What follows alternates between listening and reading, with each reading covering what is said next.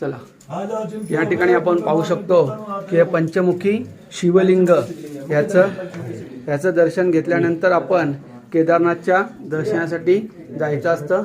या ठिकाणी आपण ह्या सर्व देवांच्या प्राकृतिक ऑटोमॅटिक ह्या बनलेल्या मूर्त्या, नैसर्गिकरित्या बनलेल्या आहेत मूर्त्या इथे आपण पाहू शकतो देवांच्या।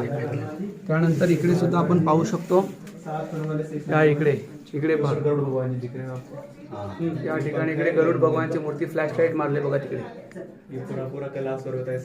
कैलास पर्वत या ठिकाणी बनलेला गेला आहे ऑटोमॅटिक प्राकृतिक रचनेने। तर या ठिकाणी आपण हे पाहू शकतो, गुप्त केदारमधून ही गंगा वाहत आलेली आहे। या ठिकाणी इकडे छोटंसं हनुमंताचं रूप आहे, इकडे शेषनाग आहे आणि यावरती वेगवेगळ्या देवतांच्या मूर्त्या प्राकृतिकरित्या या बनलेल्या आहेत। ही गदा आहे या ठिकाणी समोर दिसते आपल्या, ही गदा आहे हनुमंताची। गरुडाचं रूप